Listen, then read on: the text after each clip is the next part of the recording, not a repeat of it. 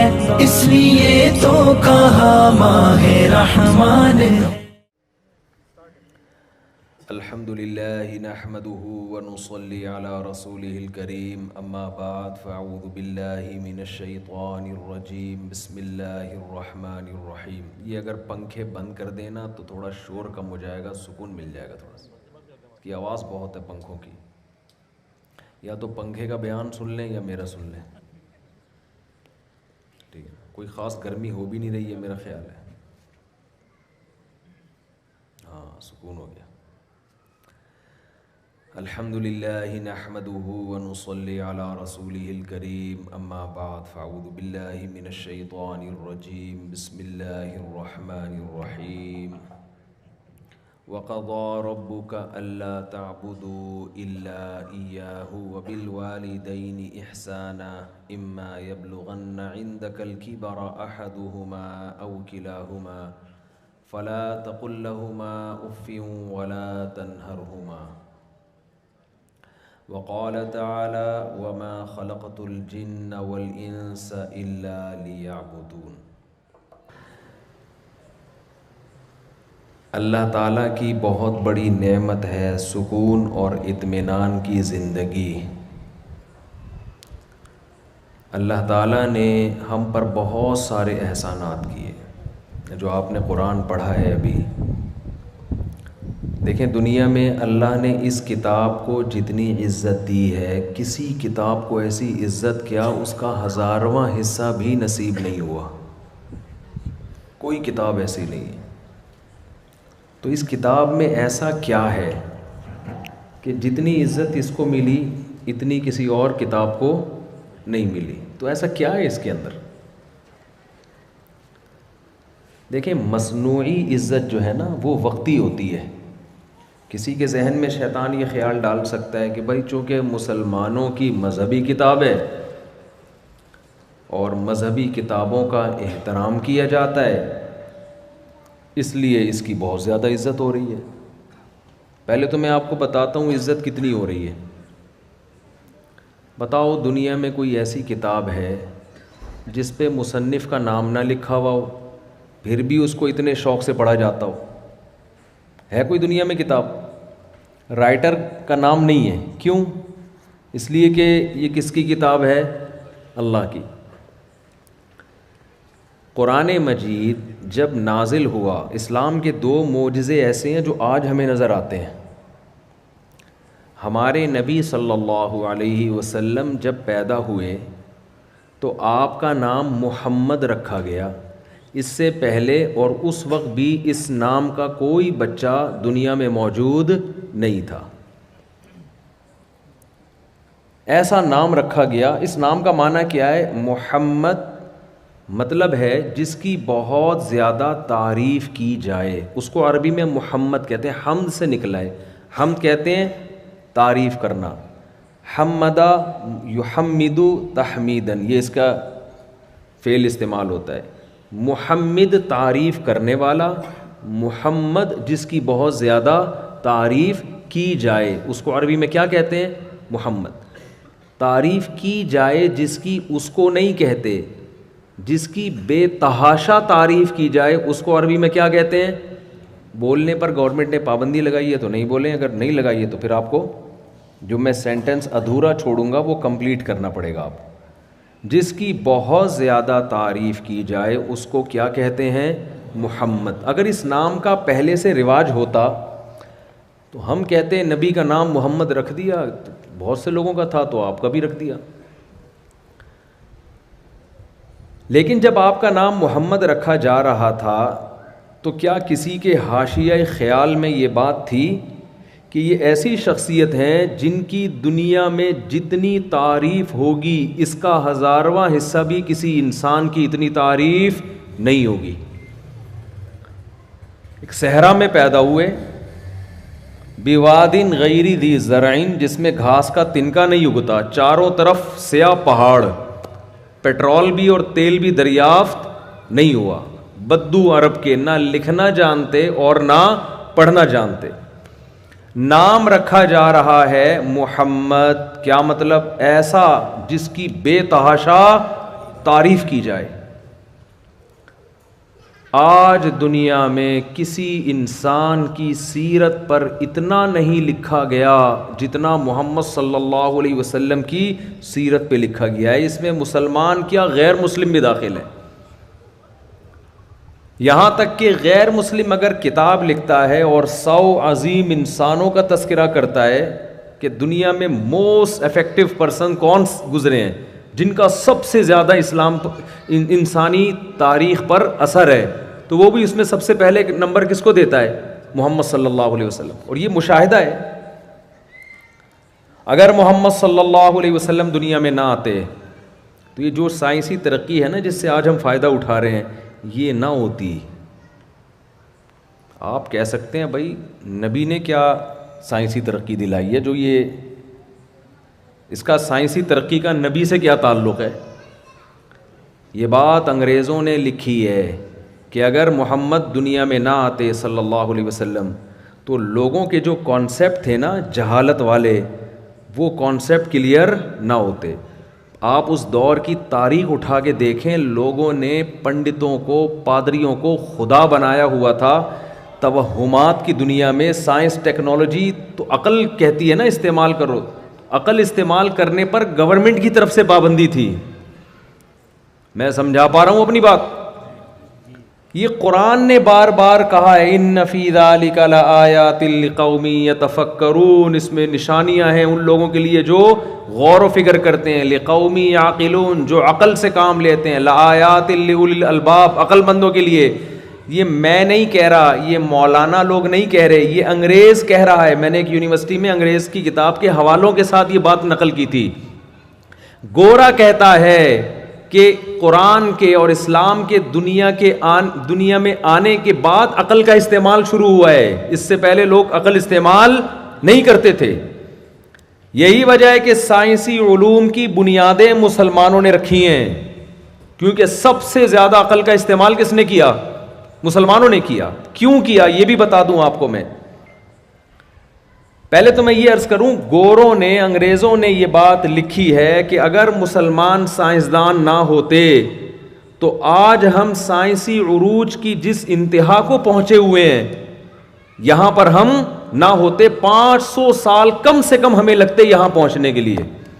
اسلام نے ہمارا 500 سال کا راستہ بچایا ہے. 400 سال تک ہماری سائنس کی کتابیں یورپ کی یونیورسٹیوں میں پڑھائی جاتی رہی ہیں. تو کام مسلمانوں نے کیا سب سے پہلے. وجہ کیا ہے کہ قرآن نے نبی صلی اللہ علیہ وسلم جو کتاب لے کر آئے نا اس نے سب سے پہلے توہمات کی دنیا سے انسان کو نکالا ہے. سب سے پہلا کام یہ کیا، انسان کو بتایا کہ اس کائنات میں سب سے بڑا مقام اللہ کا، اس کے بعد انسان کا، اور تمام کی تمام کائنات کی چیزیں وَسَخَّرَ لَكُمْ یہ تمہارے لیے بنی ہیں. تو جو چیزیں ہمارے لیے بنی ہیں ہم ان کو تحقیق کا تختہ مشق بنا سکتے ہیں کہ نہیں؟ مذہب جو اس زمانے کے تھے وہ یہ کہتے تھے کہ بہت ساری چیزیں مقدس ہیں، سورج مقدس، گائے مقدس، یہ مقدس، بندر مقدس. تو جو چیز مقدس ہوتی ہے آپ اس پہ ریسرچ کر سکتے ہو. جو آدمی کہتا ہے، جو مذہب کہتا ہے گائے مقدس ہے، وہ گائے کھائے گا کبھی؟ بولو نا بھائی کیا ہو گیا؟ وہ گائے پہ تحقیق کرے گا؟ کہے گے تو ہماری ماں ہے. اماں پہ کون تحقیق کر رہا ہوتا ہے؟ اسلام نے سب سے پہلے یہ بتایا کہ انسان کے علاوہ اس کائنات میں جو کچھ ہے انسان کا غلام ہے، لہذا یہ تمہارے لیے سب کچھ. کسی کے ساتھ کسی کی تعظیم کی، نہ سورج کی تعظیم کرو. لوگوں نے دیکھا سورج اتنا بڑا، اتنے آنکھ کا گولا، اتنی بڑی جسامت، سورج کو سجدہ کرنا شروع کر دیا. کسی نے دیکھا چاند اتنا خوبصورت، اتنا بڑا اور ایسا حسن، چاند کو سجدہ کرنا شروع کر دیا. کسی نے، ایک ہندو نے کمنٹس کی ایک بیان میں کہ روٹی معبود بھگوان ہے ہمارا، کیونکہ انسان کی سب سے زیادہ ضرورت کیا ہے؟ روٹی کی. روٹی خدا ہے. اسلام نے یہ بتایا کہ اس کائنات میں اگر کوئی مقدس ہے تو وہ انسان ہے، انسان کے علاوہ کوئی چیز مقدس نہیں ہے. یہ کانسیپٹ محمد صلی اللہ علیہ وسلم نے پیش کیا. اس کے بعد تحقیقات شروع ہوئی ہیں دنیا میں. البیرونی جو سائنسدان تھا نا، ماہر فلکیات، جس نے کرو ٹریگنومیٹری ایجاد کی ہے، جو آج جس سے پوری دنیا فائدہ اٹھا رہی ہے، البیرونی کی جو کرو ٹریگنومیٹری تھی اس کی ایکویشنز اتنی مشکل ہیں کہ آج یونیورسٹیوں میں وہی ایکویشنز انگلش میں پڑھائی جاتی ہیں، حالانکہ اس کا بانی کون تھا؟ البیرونی. ان ایکویشنز کا مطلب معلوم نہیں ہے کسی کو، طوطے کی طرح رٹی جاتی ہیں وہ ایکویشنز، لیکن پوری دنیا میں ہوائی جہاز جو سفر کر رہے ہیں اسی البیرونی کے علم کی بیس پہ کر رہے ہیں. پوری دنیا میں مسلمان اس وقت جاتے تھے، کہاں کہاں گئے ہیں، اندلس گئے ہیں، مصر گئے ہیں، انٹارکٹیکا تک پہنچے ہیں، لیکن 1200-1300 سال پہلے جو مسلمانوں نے مسجدیں بنائی ہیں ان کے رخ آج بھی قبلے کی طرف ہیں. 1300 سال پہلے مسلمان کو کیسے پتا تھا کہ ساؤتھ افریقہ کے جنگل میں میں مسجد بنا رہا ہوں اور قبلہ اس طرف ہے؟ یہ ٹریگنومیٹری کے علم سے. 12 سال البیرونی اپنے مکان کی چھت پہ ستاروں کو دیکھتا رہا تھا خوردبین کے ذریعے. بہت سارے ہمارے علوم تھے جن سے گوروں نے فائدہ اٹھایا، اور جب اٹھایا تو ہماری کتابوں کو ایسا مارکیٹ سے شارٹ کیا ہے. وہ اقبال نے کہا نا کہ کتابیں اپنے آبا کی جو جا کے دیکھی یورپ میں، وہ کچھ پورا شعر مجھے یاد نہیں آ رہا، کہ دل ہوتا ہے سپارہ، دل 30 ٹکڑے ہو جاتا ہے وہاں جا کے، کہ ہمارے علوم تھے. تو محمد صلی اللہ علیہ وسلم کا یہ احسان تھا، آپ صلی اللہ علیہ وسلم کا یہ احسان. تو میں یہ عرض کر رہا تھا کہ دنیا میں سب سے، یہ جو گورے نے کتاب لکھی نا کہ محمد سب سے زیادہ، سب سے پہلے، وجہ اس کی ہے، انہوں نے کہا آپ کا اس دنیا انسانیت پر سب سے بڑا احسان ہے. آپ اگر دنیا میں نہ آتے، لوگ نہانا نہیں سیکھتے. یہ اسلام نے سکھایا ہے گوروں کو نہانا. گورے، کوئی پڑھا لکھا گورا ہو نا، صرف گورا ہونا کافی نہیں ہے. لوگ گورے کو گورا دیکھ کے کہتے ہیں یار زبردست. ایک صاحب مجھے کہنے لگے آپ گوروں کی اتنی برائی بیان کرتے ہو، اس میں خوبیاں بھی تو ہیں. میں نے کہا بہت بڑی خوبی ہے کہ وہ گورا ہے، ہم ویسے گورے نہیں ہیں، ساری برائیاں تھوڑی ہیں. گوروں میں جو ہسٹری جاننے والے ہیں وہ بتاتے ہیں کہ ہمیں نہانا مسلمانوں نے سکھایا ہے، سلے ہوئے لباس پہننا ہم نے کس سے سیکھا ہے؟ آپ ان کی ذرا پرانی تاریخ تو اٹھا کے دیکھو، 200-250 سال پہلے. میں ایک دفعہ تحقیق کر رہا تھا، ایک عرب عالم کی کتاب میرے سامنے آئی، اس نے اس زمانے کے برطانیہ کے جو شاہی خاندان کے شادی کارڈ تھے وہ دکھائے اس نے کتاب میں نا، اس کے ترجمہ عربی میں نقل کیا. برٹش 200-250 سال پرانا، 150 سال یا 200 سال. اس میں شادی کارڈ میں کیا لکھا ہوا ہے؟ لائر فیملی کے لوگ شادی میں آ رہے ہیں، ان کو لکھا ہوا ہے کہ براہ مہربانی جب آپ کھانا کھائیں تو دسترخوان سے ناک صاف نہ کریں. یہ ان کی تہذیب تھی. یہ تو بعد میں انقلاب آیا ان میں کہ یار ہم کیا کر رہے ہیں، اتنے بھی انسان کو میلا نہیں ہونا چاہیے. اس نے لکھا ہے دسترخوان، یہ شاہی خاندان کے شادی کارڈ کی بات بتا رہا ہوں. اور جب خلافت عثمانی، ارطغرل ڈرامہ تو دیکھا ہوگا آپ لوگوں نے، خلیفہ کے پاس یورپ سے کوئی بادشاہ یا شہزادہ آتا تھا یا ملکہ آتی تھی مسلمانوں کی ملکہ سے ملنے کے لیے، اس کو پہلے غسل کروایا جاتا تھا. اس کی بدبو ہماری ملکہ برداشت نہیں کر سکتی تھی، اتنے میلے ہوتے تھے یہ لوگ. آپ حیران ہو رہے ہیں، آپ سمجھ رہے ہیں میں ٹی وی میں آ رہا ہوں؟ یہ انہی کی ہسٹری ہے. مسلمانوں کے خلیفہ عثمان ہوتا ہے نا ترک میں، جو مسلمانوں کی خلافت تھی، بہت بڑے کئی ممالک تھے اس میں. اس وقت یہ بدماشیاں نہیں تھی دنیا کی کہ فلسطین بھی ہڑپ کر لو اور یہ بھی، وہ بوسنیا بھی ہمارا تھا، کسی کی مجال نہیں تھی کوئی آنکھوں میں آنکھیں ڈال کے بات کر سکے. سلطان محمد فاتح نے جو ترکی فتح کیا تھا، امریکہ سے جہاز تھوڑی لیے تھے اس نے. ترکی میں استنبول میں 1000 سال عیسائیوں کی حکومت رہی ہے، 1000 سال. اور ایسی مضبوط، میں ترکی جا کے میں نے ویڈیو بنائی ہے اس کی، اتنی چوڑی دیوار کے کسی کے باپ میں بھی دم نہیں ہے کہ اس کو کراس کر سکے. وہ 1000 سال خلافت چلی. اور محمد صلی اللہ علیہ وسلم مدینہ میں پیش گوئی کر رہے ہیں. خوشخبری ہے ان لوگوں کے لیے، نعم الجیش یغزو القسطنطینیہ، سب سے بہترین لشکر وہ ہے جو قسطنطینیہ فتح کرے گا. کیا ویژن نبی صلی اللہ علیہ وسلم کا، نہ لکھنا جانتے نہ پڑھنا جانتے، تھوڑے سے لوگ ایمان لے کر آئے ہیں مگر استنبول کی خوشخبریاں سنا رہے ہیں کہ سب سے بہترین کمانڈر میری امت میں وہ ہوگا جو استنبول فتح کرے گا. حضرت ابو ایوب انصاری رضی اللہ تعالیٰ عنہ بھی گئے استنبول فتح کرنے کے لیے، بڑے بڑے صحابہ، نہیں ہو سکا، اتنی مضبوط دیوار اور ایسا ان کا ڈیفنس سسٹم. سلطان محمد فاتح نے ارادہ کیا یہ خوشخبری کس کے حصے میں آئے گی؟ میرے حصے میں آئے گی. عمران خان سے مجھے 10 قسم کے اختلافات ہیں، میں کوئی پی ٹی آئی کا نہیں ہوں، لیکن اس نے یہ بڑا خاندانی کام کیا، اردغل ڈرامہ یہاں چلوا دیا. اس نے کہا کہ لوگ یہ الٹی پٹانگ چیزیں تو دیکھتے ہیں، طیب اردگان سے رابطہ کر کے نا، کیونکہ ہمارا میڈیا اس ڈرامے کو چلنے نہیں دے رہا تھا. وجہ اس کی تھی کہ یہاں کے ڈرامے کون دیکھے گا، پھر یہاں کے ڈرامے لوگ کہتے ہیں ڈرامہ ہوتے ہیں. بھی کچھ دن پہلے فیس بک پر میں ایک ویڈیو دیکھ رہا تھا، ایک مولانا صاحب بڑے اچھل کے نا، فیس بک پہ عجیب عجیب چیزیں آ رہی ہیں نا، اچھل کے تقریریں کر رہے ہیں، بھائی مبالغہ آ رہی، من گھڑت قصے کہانیاں. تو دیکھا ہوگا آپ نے فیس بک پر آتی رہتی ہیں نا اٹھ پٹانگ تقریریں، اور لوگ ہاں نعرے لگا رہے ہیں. تو وہ تقریر کرتے ہوئے کہتے ہیں اللہ جو تھا بہت اونچی ذات ہے، اس نے اپنے آپ کو سمجھانے کے لیے اس کائنات میں نمونے پیدا کیے ہیں. تو میں نے کہا ایک نمونہ یہ ہے.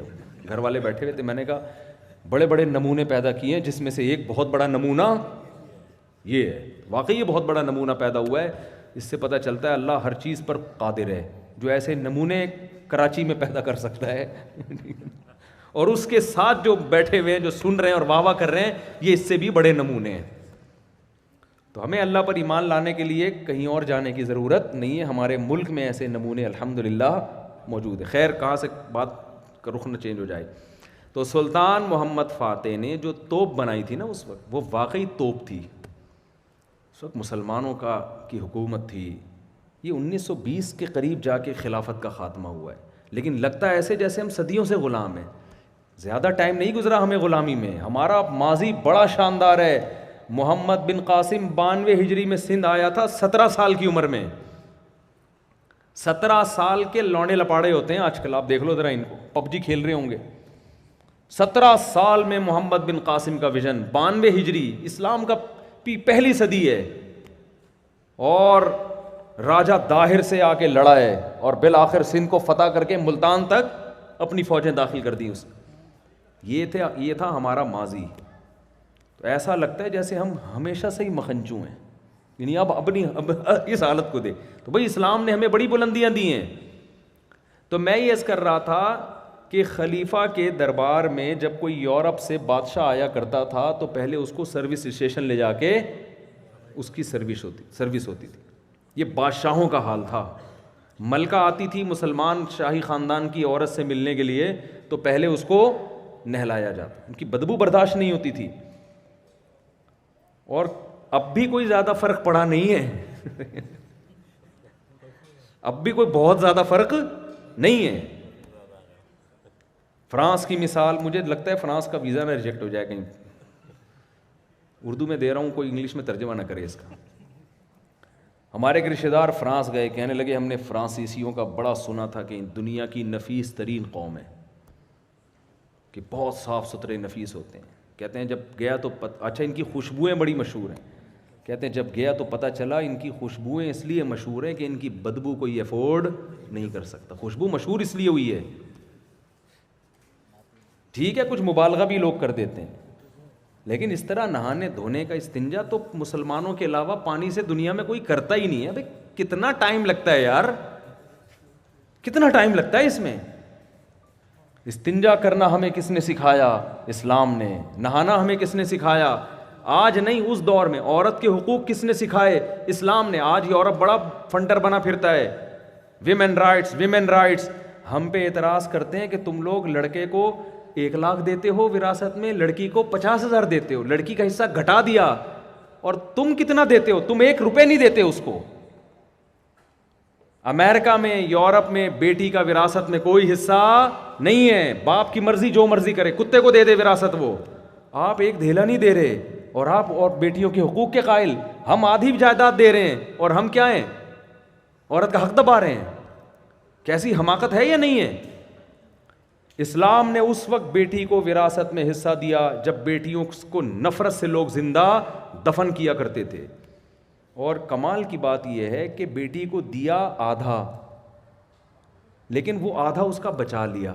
بیٹے کو دیا دگنا، خرچ پورا کرا دیا اس سے.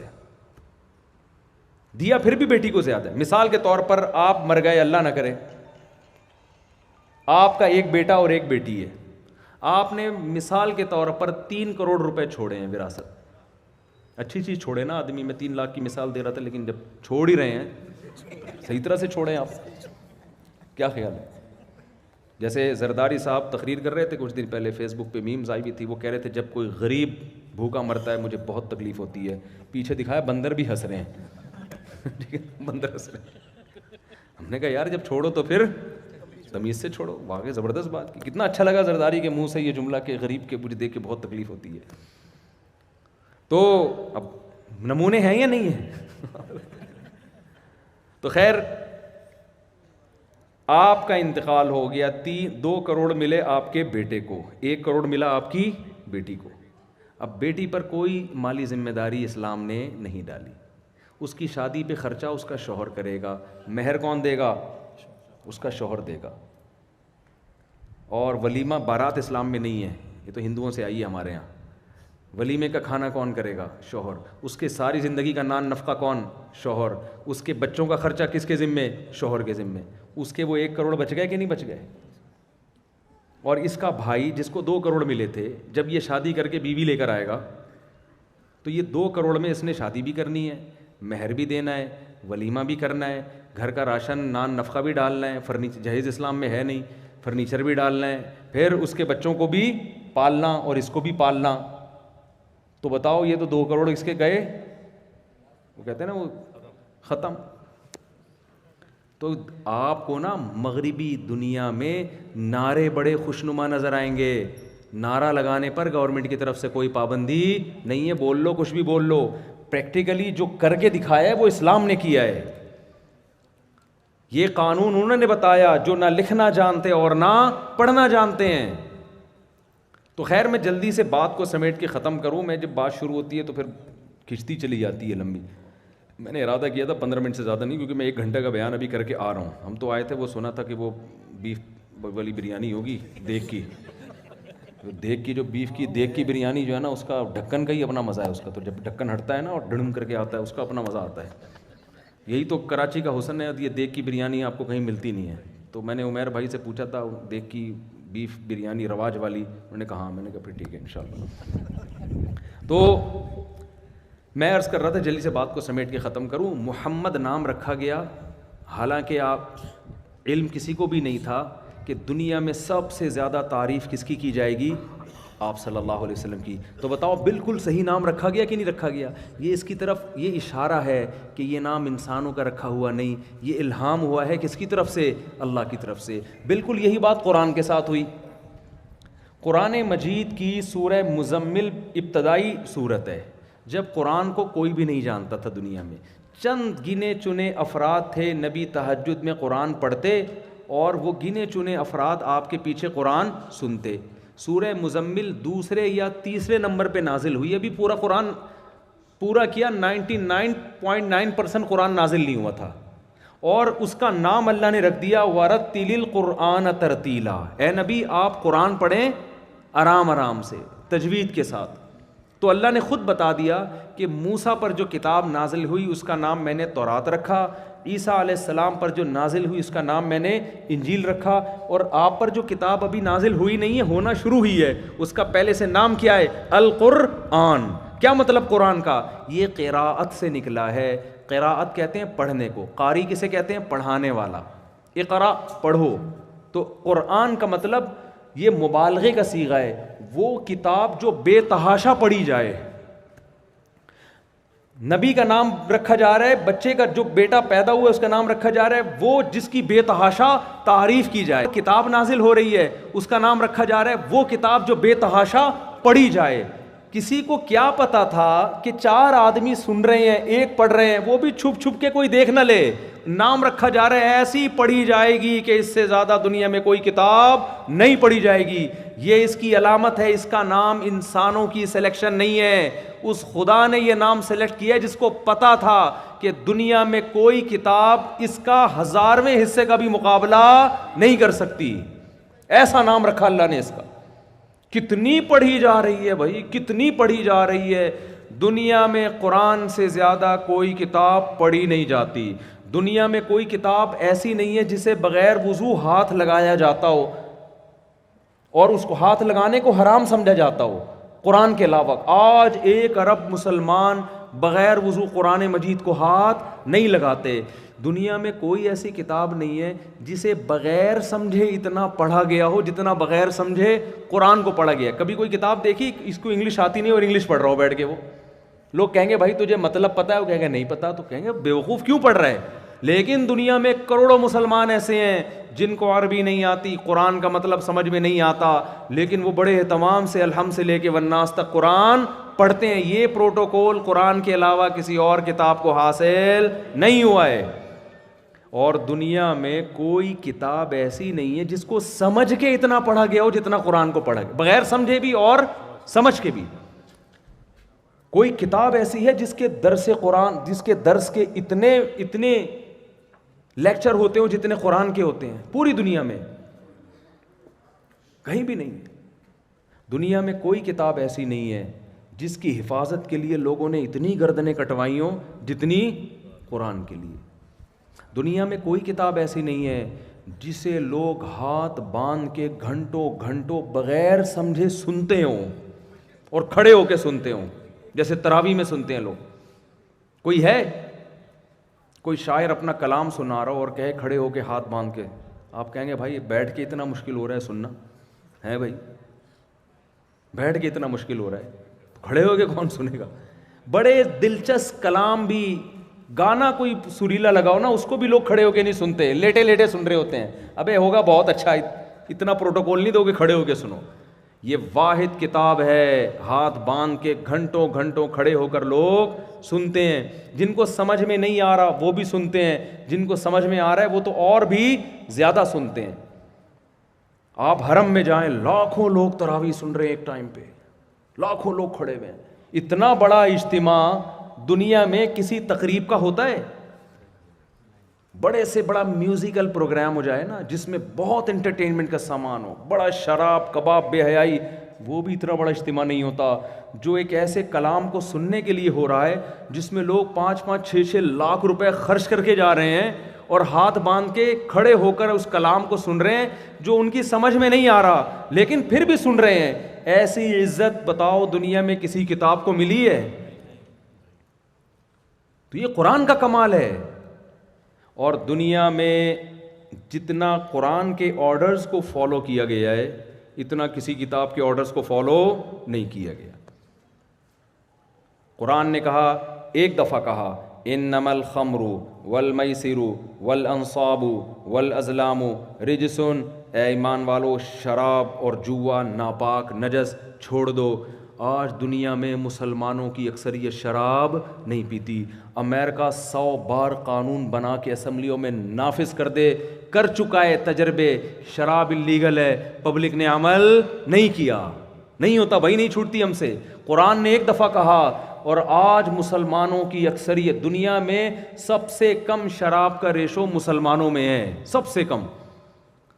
اور غیر مسلموں میں، ہر قوم میں شراب کا ریشو، پینے والوں کا ریشو نہ پینے والوں سے زیادہ ہے. واحد قوم ہے مسلمان جن میں نہ پینے والوں کا ریشو پینے والوں سے صرف زیادہ نہیں، بہت زیادہ ہے. تو یہ کس نے آرڈر دیا تھا؟ ایک دفعہ قرآن نے کہا شراب کیا ہے؟ نجس، چھوڑ دو. کتنا مشکل ہے نشے کی چیز چھوڑنا، دنیا میں اکثر مسلمانوں نے چھوڑ دی. ایسا آرڈر تو کوئی اسمبلی کا بھی، کوئی بڑی سے بڑی سپر طاقتوں کے بھی ایسے آرڈر کو فالو نہیں کیا جاتا. لوگ بغاوت پہ آ جاتے ہیں، لوگ نہیں مانتے لا کو. یورپ تجربے کر چکا ہے شراب کو اللیگل کا، نہیں ہوتا بھائی، لوگ نہیں مانتے. خود جو اسمبلی میں قانون بناتے ہیں وہ پی کے بیٹھے ہوئے ہوتے ہیں، وہ بنا رہے ہوتے ہیں. ان سے نہیں چھوٹتی، دوسرے کہاں سے چھوڑیں گے؟ لہذا انہوں نے کمپرومائز کر لیا. انہوں نے کہا شراب پر ہم پابندی نہیں لگا سکتے، حالانکہ ان کو پتہ ہے تمام برائیوں کی جڑ ہے، لیکن انہوں نے کہا اس کو محدود کر دو بھائی. پی کے جہاز نہ چلاؤ، ٹھیک ہے نا، پی کے جہاز نہ اڑاؤ. پی کے آپ نے جہاز اڑایا تو پتہ نہیں جاپان جانا تھا، آپ پہنچ کہاں جاؤ. وہ ایک فائر بریگیڈ کے عملے میں ایک شرابی تھا، آگ بجھانے کے لیے نا وہ گیا اور 20-25 لوگوں کی جان بچا کے نکل آیا اور کہہ رہے ہیں مجھے شاباش دو نا. کہ پی کے بھی میں نے یہ کام کیا ہے. لوگوں نے کہا کمبخت فائر بریگیڈ کے عملے کو تو اٹھا کے لے آیا باہر, جو آگ بجھانے گئے ہوئے تھے ان ساروں کمبختوں کو کھینچ کے لے آیا تو. یہ ہے شراب, جس کو جو بچانے والے تھے انہیں کو اٹھا کے لے. تو ایک آدمی جو تھا نا وہ شراب پی کے دیر سے گھر آتا تھا, بیوی اس کو پکڑ لیتی تھی کہ کم وقت پھر پی کے آیا ہے. تو ایک دن اس نے کہا کہ یار اب چپکے سے نا دیوار ٹاپ کے آؤ تاکہ بیگم کو پتہ نہ چلے, اپنے کمرے میں چلے جانا. دیوار ٹاپ کے آ کے بیٹھ گیا, لیپ ٹاپ کھول کے بڑا نا جیسے اسٹڈی کر رہا ہے. بیگم نے کہا آج پھر پی کے آیا ہے؟ کہ نہیں بیگم. کہ کم وقت بریف کیس کھول کے کیوں بیٹھا ہوا ہے؟ اتنی گندی چیز جسے پی کے انسان میں اور گدھے میں کوئی فرق نہیں رہتا. دنیا کی مہذب قومیں پیتی ہیں وہ. شراب جو فلموں میں نظر آتی ہے وہ اور ہوتی ہے, جو حقیقت میں نظر آتی ہے وہ اور ہوتی ہے. آپ نے فلموں میں شراب دیکھی ہوگی, اس میں شرابی ہیرو بڑا اچھا لگتا ہے, ایسے بال بکھرے ہوئے اور یوں باتیں کر رہا ہوگا. سچی مچی کا شرابی دیکھ لو نا, آپ بولو گے تجھ میں اور گدھے میں کوئی فرق نہیں ہے, دفع ہو یہاں سے. سمجھتے ہو؟ تو ہمیں شراب سے کس نے بچایا؟ قرآن نے. اسمبلیاں, قانون, حکومتیں نہیں بچا سکی ہمیں. اسلام نے, قرآن نے کہا ولا تقربوا الزنا, زنا کے قریب مت جاؤ. دنیا میں سب سے کم زنا کا ریشو کس قوم میں ہے؟ مسلمانوں میں. اور غیر مسلموں کا خاندانی نظام کی ایسی کی تیسی ہو گئی. آپ کیا سمجھتے ہیں انہوں نے اپنے فیملی سسٹم کو بچانے کی کوشش نہیں کی ہوگی؟ بہت کوشش کی ہے کہ جو ابا ماضی میں ہوا کرتے تھے بچوں کے, اب بھی وہ ابا ہی ہوا کریں. لیکن اب وہ معاشرہ فادر لیس ہو گیا ہے. اماں ہوتی ہیں, ابا کا مارکیٹ میں پتہ نہیں ہوتا. لوگوں سے پوچھتے ہیں آپ کے ہاں ابا ہوتے ہیں؟ کہ ہم لوگ کیا تو ابھی تک چل رہے ہیں, ابا سسٹم چل رہا ہے ہمارے. دوسرے سے پوچھ کر ہم لوگ کیا نہیں, یہ سیٹ اپ ہمارے ہاں نہیں ہے. یہ نظام آ گیا ہے. انہوں نے بڑی کوشش کی فیملی سسٹم کو بچانے کی. کیسے کوشش کی؟ انہوں نے کہا یار طلاقیں بڑھ رہی ہیں, طلاق پہ پابندی لگاؤ, آدھی جائیداد بیوی کو دو. گورے نے حل تلاش کر لیا, یار اس عورت سے جان چھڑانی ہے کم وقت سے, تو ریٹرن میں نہ دو, ویسے چھوڑ دو اس کو. اب میاں بیوی اگر ویسے ہی ایک دوسرے کو چھوڑ دیں یا شوہر چھوڑ دے بیوی کو حق نہ دے تو پولیس تھوڑی دونوں کو ملائے گی. کہے گا میں ریٹرن میں نہیں دے رہا. وہ دوسری عورتوں کے ساتھ جا کے منہ مارنے لگا. اسلام نے کتنا آسان بنا دیا طلاق کو. زبان سے 3 دفعہ نکالا حرام ہو جائے گی, بہت آسان. لیکن طلاق کا ریشو پھر بھی سب سے کم. کیوں؟ اللہ نے بتایا میں ہوں اوپر. دنیا قانون سازی کر کے گھروں کو نہیں بسا سکتی. گھر بسانے والا کون ہے؟ اللہ. اگر اللہ کا خوف نہ ہو تو میرے بھائی امریکہ, پاکستان, جاپان کا قانون آپ کے گھروں کو جوڑ نہیں سکتا. قرآن جوڑ سکتا ہے. قرآن نے, اسلام نے ڈیورس کو اتنا آسان بنا دیا. لوگ ایک دن ایک صاحب مجھے کہنے لگے یار تمہارے مسلمانوں میں 3 دفعہ لفظ نکلے اور ختم بالکل ہمیشہ کے لیے, یہ تو ظلم نہیں ہے, یہ تو بہت آسان ہے. میں نے کہا اتنا آسان ہے پھر بھی طلاق کا ریشو ہمارے ہاں سب سے کم, اور تمہارے ہاں اتنا مشکل ہے. عدالت میں جانا پڑتا ہے, کورٹ میں سماعت ہوتی ہے, کئی مہینے لگتے ہیں, پھر ڈیورس پیپر بنتے ہیں, پھر آدھی جائیدادیں دینی پڑتی ہے. پھر بھی ہر ایک خاندان بھی کم وقت ایسا نہیں ہے جو فیملی کامیاب ہوتی ہو. اور جو کامیاب ہو بھی رہے ہیں وہ بھی بس ایسے کہ وہ کوئی کسی کو چھیڑتا ہی نہیں ہے. پشتو میں کہتا ہے نا اخپل طریقے سے ہر آدمی زندگی گزار رہا ہے. بیوی اپنے کپ چائے خود بنا کے پی رہی ہے, میاں اپنی چائے خود بنا کے پی رہا ہے. تو جب دونوں کا آپس میں کوئی ریلیشن ہی نہیں ہے, صرف ڈاکومنٹ کی حد تک ہے, تو طلاق کے تکلف کی ضرورت کیا ہے؟ خلے آپ لوگ کی سمجھ میں بات آ نہیں رہی ہے میں کیا کہہ رہا ہوں. تو پھر طلاق کے تکلف کی ضرورت کیا ہے؟ پھر بھی ہو رہی ہے. کمال کی بات تو یہ ہے ہمارے ہاں تو ایک حقوق کی فہرست اسلام نے لگا دی. شادی ہو گئی ہے, عورت پابند ہے, باؤنڈ ہے, شوہر کی مرضی کے بغیر گھر سے باہر نہیں جا سکتی. مرد باؤنڈ ہے, آمدن لا کے کس کے قدموں میں ڈالے گا؟ بیوی کو کھلائے گا.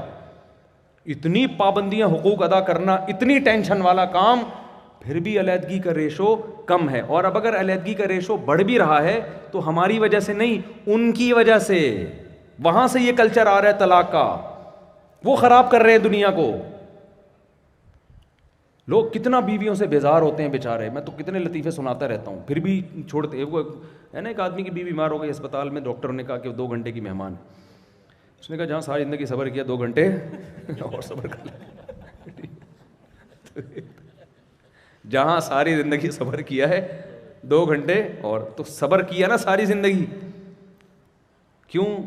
خاندان انوالو ہے بھائی, چھوڑنا آسان تھوڑی ہوتا ہے. وہ صرف آپ کی بیوی تھوڑی, آپ کے والد کی بہو بھی ہے, آپ کے بھائیوں کی بھابھی بھی ہے, فیملی ہے نا, خاندان میں آئیے. انگریزوں کے یہاں خاندان تو ہے نہیں, ایک آدھ بچہ ہو گیا, رخصتی بھی پتہ نہیں ہو. اب تو ہی اور شی کا فرق ہی ختم ہوتا جا رہا ہے. ہمارے دوست بہت شوق ہو رہا تھا یورپ جانے کا, میں اپنے بچے وہیں ہوں اتنا اچھے ماحول میں. میں نے کہا بھائی مجھے کہتے ہوئے بھی شرم آ رہی ہے, ہومو سیکچولیٹی بڑھ رہی ہے وہاں پہ, میل میل شادی. ایسا نہ ہو آپ کا بیٹا کہ ابا میں نے وسیم سے شادی کرنی ہے, اس وقت آپ کی کھوپڑی گھومے گی یار یہ ہو کیا رہا ہے.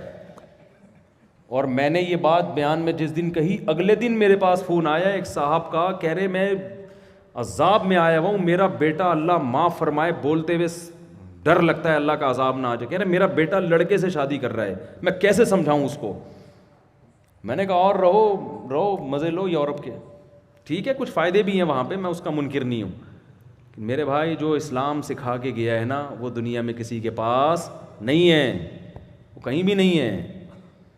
تو خیر جلدی سے بات کو سمیٹوں. تو جب یہ اس قرآن کو نہ کوئی جانتا تھا نہ کوئی پڑھتا تھا, 2-4 لوگ پڑھتے تھے, 2-4 لوگ سنتے تھے, اور اس کا نام کیا رکھا جا رہا ہے, القرآن, دنیا میں سب سے زیادہ پڑھی جانے والی. نبی کا نام رکھا گیا محمد, سب سے زیادہ تعریف. کتاب کا نام رکھا گیا القرآن, حالانکہ نبی نہ لکھنا جانتے نہ پڑھنا جانتے. کتاب ایسی دے کر گئے, دنیا میں سب سے زیادہ پڑھی جا رہی ہے, سب سے زیادہ اس کتاب کو فالو کیا جا رہا ہے, دنیا میں سب سے زیادہ اثرات اس کتاب کے پڑے ہیں. رائٹر نہ لکھنا جانتا ہو, نہ کوئی اسکالر ہو, نہ کسی یونیورسٹی سے فارغ ہو, وہ ایسی کتاب پیش کر سکتا ہے کہ جو دنیا میں اتنا بڑا انقلاب لے آئے. یہ اس کی علامت ہے, یہ رائٹر کی کتاب نہیں ہے, یہ محمد صلی اللہ علیہ وسلم کی نہیں ہے. یہ کس کی ہے؟ یہ اس خدا کی نازل کردہ کتاب ہے جس نے محمد صلی اللہ علیہ وسلم کو سلیکٹ کر کے آپ کو علم دیا. قرآن کہتا ہے وَلَئِن شِئْنَا لَنَذْهَبَنَّ بِالَّذِي أَوْحَيْنَا إِلَيْكَ, اے نبی جو علوم ہم نے آپ کو دیے آپ امت کو بتا رہے ہیں, اگر ہم چاہیں یہ علوم آپ سے چھین لیں, ثُمَّ لَا تَجِدُ لَكَ بِهِ عَلَيْنَا وَكِيلًا, کوئی کارساز مددگار نہ ہو جو یہ علوم آپ کو لوٹا دے. یہ خالصتاً ہمارا احسان ہے کہ ہم نے آپ کو یہ علوم دیے, آپ کو یہ علوم کوئی اور سکھانے والا نہیں, اور عقلاً بھی ممکن ہی نہیں ہے. عرب کے ایسے ریگستانوں میں پہاڑوں میں رہنے والے دنیا کو کیسے اتنی زبردست نظام دے کے جا سکتے تھے بھائی. ہر چیز میں اسلام نے رہنمائی کی, پوری فقہ کے قانون کی کتابیں پڑھی ہوئی ہیں, طہارت وضو سے لے کر غسل کا طریقہ, خرید و فروخت, اسلامک بینکنگ ہے. عیسائی بینکنگ کیوں نہیں ہے دنیا میں؟ کبھی سنا ہندو بینکنگ؟ پنڈتوں نے ایک اپنا معیشت کا نظام دیا ہو. جہاں دنیا میں کوئی لا آتا ہے فوراً لوگ مفتیوں سے پوچھتے ہیں اسلام کیا کہتا ہے اس بارے میں. عدالت خلا کی ڈگری دیتی ہے, لوگ مفتیوں سے پوچھتے ہیں اسلام کیا کہتا ہے, یہ خلا ہوا کہ نہیں ہوا. میں بار بار یہ بات کہتا ہوں, دیکھو اسلام میں طلاق کا حق شوہر کے پاس ہے, جج کے پاس نہیں ہے. آج کسی خاتون کو کوئی پرابلم ہو عدالت سے جا کے خلا کی ڈگری لے کے آ جاتی ہیں.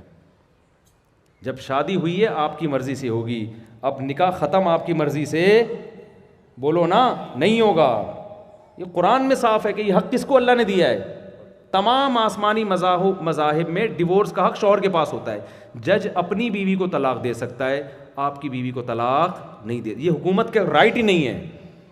آج بڑے آرام سے عدالتی کھلے ایسے ہو رہے ہیں, بچوں کا کھیل بنا لیا ہے.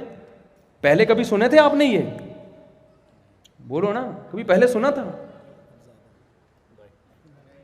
یہ نئی بدعت ہے. جنرل مشرف نے یہ بنیاد رکھی, اور ہماری مذہبی جماعتیں اس کے خلاف آواز نہیں اٹھا رہی, نہ اسلامی نظریاتی کونسل آواز اٹھا رہی ہے. تو ایسا نہیں ہوتا. چند کنڈیشن ہے جس میں عدالت کا خلا معتبر ہوتا ہے, چند کنڈیشن, لیکن نارملی ایسا نہیں ہوتا. ایک جج بیٹھے ہوئے تھے, انہوں نے کہا کہ میں نے اس ہفتے میں 10 عورتوں کو خلا دیا ہے, طلاق دلوائی نا, خلا بھی طلاق ہی ہوتا ہے. تو ایک صاحب بیٹھے, انہوں نے کہا جج صاحب وہ آپ کی بیویاں تھیں؟ اس نے کہا نہیں. کہہ رہا آپ کو دوسروں کی بیویوں کو طلاق کا حق آپ کے پاس کب سے آ گیا؟ ایک جاہل آدمی اعتراض کر رہا ہے, اس میں بھی اتنی سینس ہے. ابے بھائی حکومت اتنی, اللہ نے اس کو اتھارٹی تھوڑی دی ہے کہ وہ ہماری بیویوں کی بھی مالک بن جائے. میری گاڑی ہے نا, اگر گورنمنٹ مجھ سے چھین کے کسی اور کو دینا چاہے یا چھیننا چاہے, چھین سکتی ہے. میں بولوں گا بھائی میری گاڑی ہے, میرے کپڑے میرے, میری ٹوپی میری, میری پگڑی میری, تو میری بیوی بھی کس کی ہے؟ میری ہے, گورنمنٹ کی تھوڑی ہے. اس کو یہ حق نہیں ہے. تو خیر اب یہ بات لمبی سے لمبی ہوتی چلی آ رہی ہے. تو ہر چیز میں اسلام نے آرڈر نہیں دیا. خلا لوگ عدالت سے لیتے ہیں, مفتیوں سے پوچھتے ہیں یہ ہوا. اسلام کی عدالت نے وراثت کا فیصلہ کر دیا, لوگ مفتیوں سے پوچھتے ہیں شریعت کے مطابق یہ وراثت ہے یا نہیں. آپ بزنس کرتے ہیں, دنیا میں کمپنیاں بہت سارے کاروبار کر رہی ہیں, لوگ مفتیوں سے پوچھتے ہیں کہ شریعت کی روشنی میں یہ کاروبار جائز ہے یا نہیں. تو اس کا مطلب محمد صلی اللہ علیہ وسلم نے ہر چیز میں متبادل قانون دیا ہے. دنیا میں کسی مذہب کے پاس متبادل قانون نہیں ہے. ہندوؤں میں پنڈت روحانی پیشوا تو ہوتے ہیں, موٹیویشنل اسپیکر تو ہوتے ہیں, لیکن وہ آپ کو لا نہیں بتاتے. لا ہے ہی نہیں ان کے پاس, تو بتائیں گے کہاں سے؟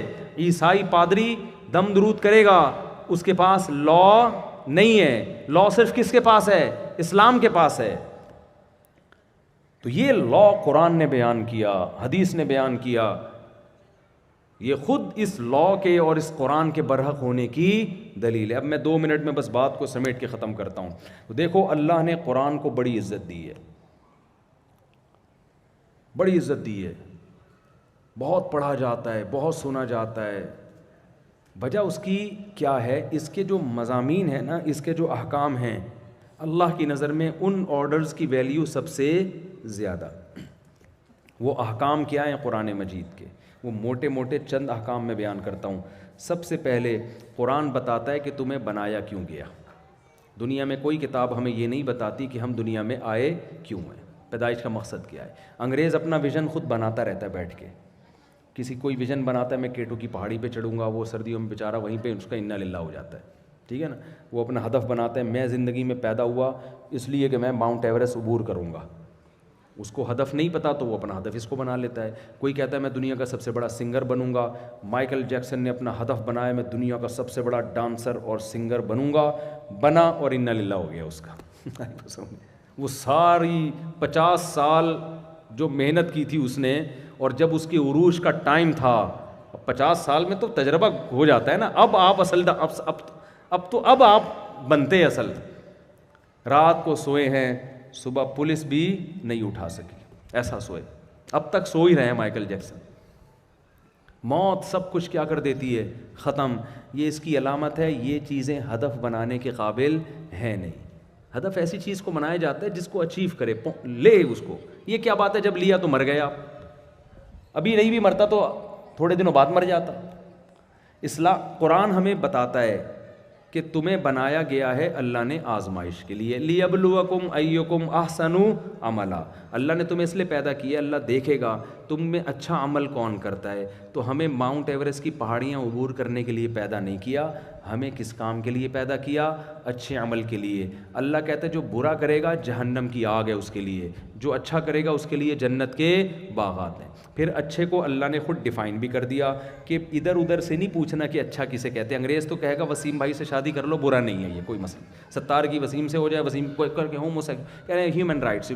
اللہ بتائے گا اچھا کسے کہتے ہیں. اللہ نے کہا یہ کرو اور یہ نہ کرو. اللہ نے کہا لا تقربوا الزنا, زنا کے قریب مت جاؤ. نکاح کی جب بات ہم نے اللہ سے کی, اللہ نے کہا فانکحوا ما طاب لکم من النساء مثنی وثلاث ورباع.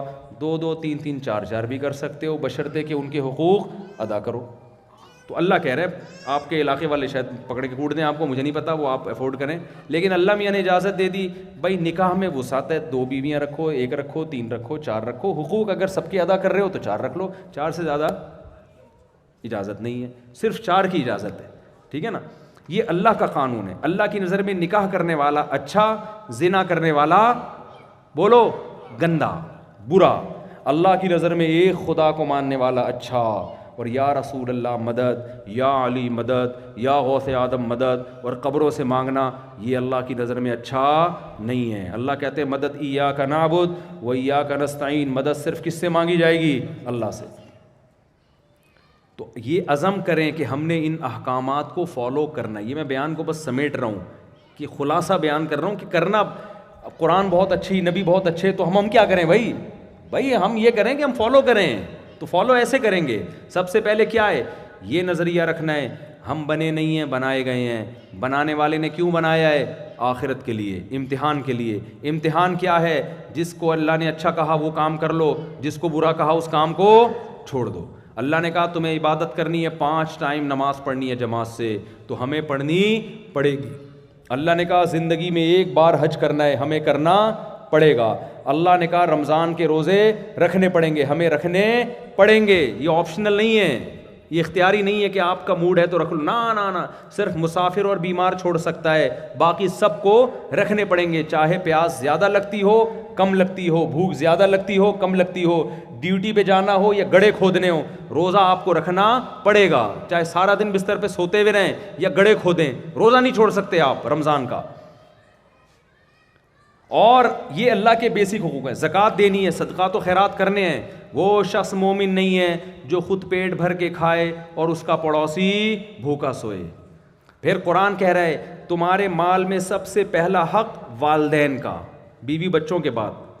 اور اگر والدین محتاج ہیں تو پھر ان کا والدین بیوی سے بھی پہلے ہے. تو سب سے قریبی لوگ، بیوی بچے والدین. تمہارے مال میں سب سے پہلا حق کس کا ہے؟ ان کا. پھر تمہارے قریبی رشتہ داروں کا ہے، بھائی اور بہنوں کا. پھر باپ کے رشتہ دار، چچا پھوپھی. پھر ماں کے رشتہ دار، خالہ اور ماموں. یہ سارے قریبی رشتے ہیں، ان کو تم نے جوڑنا ہے. جو ان رشتوں کو توڑے گا وہ جنت میں داخل نہیں ہوگا. انگریزوں کے ہاں یہ رشتے ہی مارکیٹ سے شارٹ ہو گئے، جوڑنے کی تکلف کی اب ان کو ضرورت رہی نہیں. اسلام نے کہا یہ رشتے بھی ہوں گے اور ان کو جوڑنا بھی پڑے گا. رشتے ہوتے ہیں شادی سے اور اولاد پیدا ہونے سے، لہذا نکاح بھی کرنا ہے اور اولاد نسل بھی بڑھانی ہے تاکہ خاندان بڑھے. انگریز کی دعوت کیا ہے؟ نہ شادی کرو نہ نسل، اب ہو بھی جائے تو ایک آدھ، نہ کوئی چچا ہوگا نہ کوئی اس کی اولادوں کا ماموں ہوگا. انگریزوں کے بھی سنا کہ وہ ماما کے ماموں آئے ہوئے ملاقات کرنے کے لیے.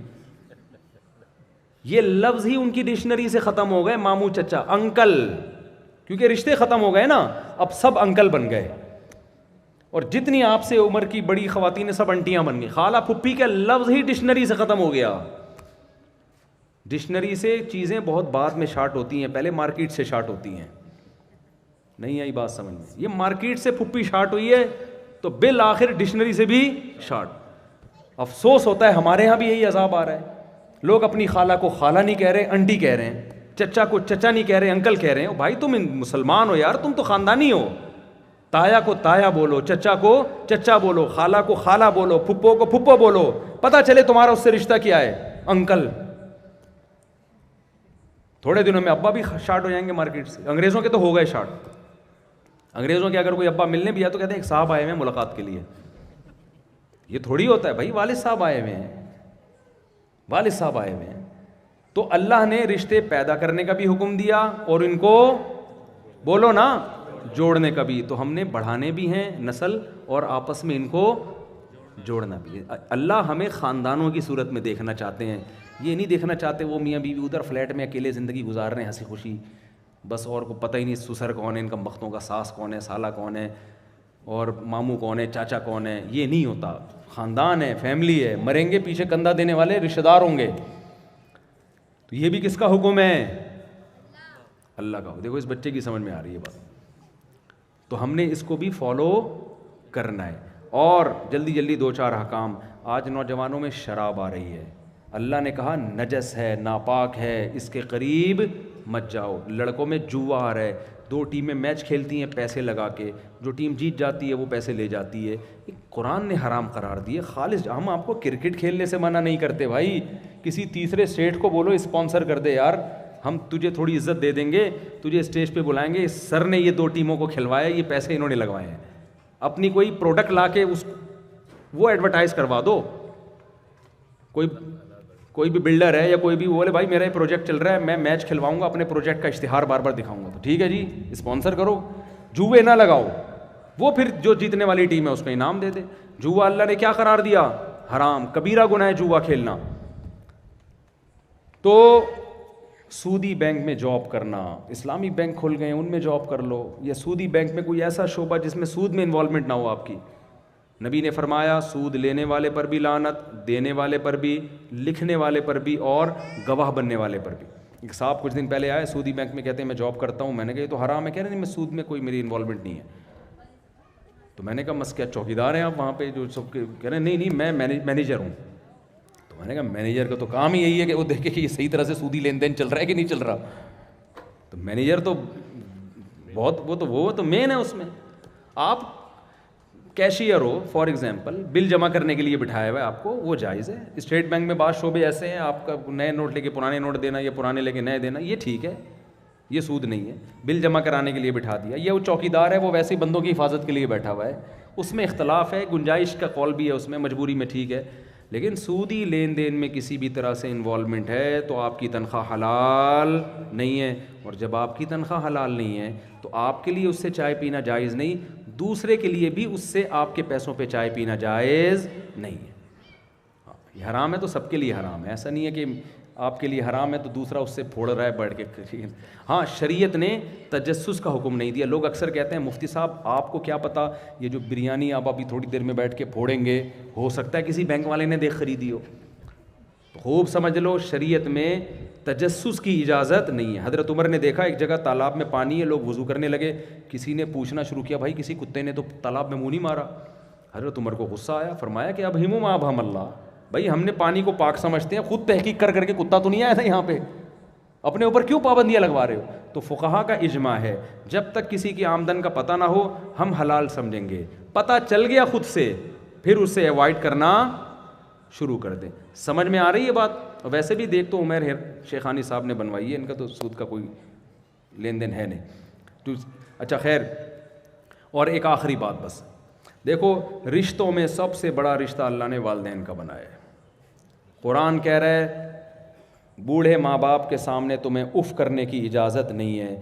انگریز قرآن کو نہیں مانتا, اس نے اولڈ ہاؤس بنائے ہوئے ہیں ابا اماں کے لیے.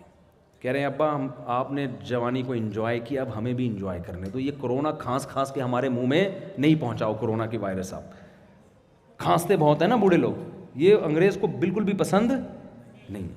کھانس رہے ہو بیٹھ کے ہر وقت, بوڑھے آدمی کی برداشت ختم ہو جاتی ہے. تو انگریز نے بہترین حل کہ آپ نے لائف کو انجوائے کیا, اب ہمیں بھی انجوائے کرنے دو. اولڈ ہاؤس میں جاؤ, کیرم بورڈ کھیلو, ڈبو کھیلو, اسنوکر کھیلو, تاش کھیلو, گورنمنٹ آپ کو پیسے دے گی, ہماری جان چھوڑو. اللہ نے کہا کہ نا نا نا نا نا, میں نے جو کہا نا اچھا کرو گے تو جنت, برا کرو گے تو جہنم. تو ماں باپ کو اولڈ ہاؤس میں دور کرنا تو بہت دور کی بات ہے, ان بوڑھوں کو گھر میں رکھ کے ان کے قدموں میں جنت تلاش کرنی ہے. اور نبی کی حدیث ہے جس کو بوڑھے ماں باپ ملے خدمت کر کے جنت واجب نہ کروا لی, اس پر اللہ کی لعنت. اتنا بہترین آپشن اس کے پاس آیا جنت کمانے کا, سارے گناہ معاف کروانے کا, اور یہ بہترین آپشن اس نے ضائع کر دیا ہے. اور قرآن کہہ رہے اولڈ ہاؤس دور کی بات, وَخْفِضْ لَهُمَا جَنَاحَ الذُّلِّ مِنَ الرَّحْمَةِ, ذلت سے بازو ان کے سامنے جھکا کے رکھنے ہیں, اور ان کی بڑھاپے میں کڑوی کسیلی کو برداشت کرنا ہے, اف بھی زبان سے نہیں نکالنا. ہمارے ایک رشتہ دار کیپٹن بن چکے تھے, ان کے والد نے سارے دوستوں کے سامنے کھینچ کے تھپڑ مارا ان کو. بظاہر بڑی بے عزتی کی بات ہے, باپ نے سب کے سامنے, ایک لفظ انہوں نے زبان سے نہیں نکالا. آنسو ٹپک رہے ہیں, زبان سے نہیں. کیوں؟ قرآن پڑھتے تھے. بھئی اللہ نے کہا ہے کہ نہیں زبان درازی کی. باپ نے صحیح نہیں کیا, میں باپ کو نہیں کہہ رہا کہ سب کے سامنے جو بیٹے کو تھپڑ مار کے اچھا کام کیا, باپ نے تو غلط کیا, لیکن بیٹا آگے سے زبان چلاتا تو بیٹا اس سے زیادہ غلط ہوتا اللہ کی نظر. برداشت کر لو باپ کی. دنیا پروٹوکول نہیں دے گی, دنیا تو بے وقوف کہے گی باپ کا غلام ہے, ڈرتا ہے, ماں سے ڈرتا ہے. آپ بولو بھائی میں اللہ سے ڈرتا ہوں. ایک بڑے بزرگ تھے, حدیث کا درس دیتے تھے, تابعین میں سے ہزاروں لوگ پورے ملکوں سے سفر کر کے ان کے درس میں آتے.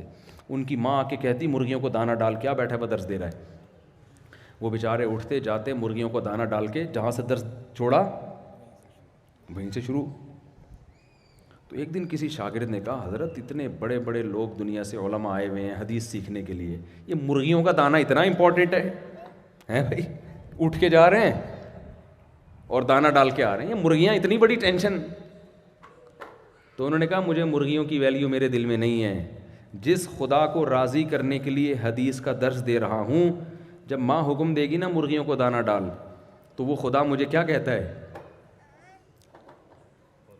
کہ اگر مجھے راضی کرنے کے لیے درس دے رہا ہے تو جا کے مرغیوں کو دانہ ڈال.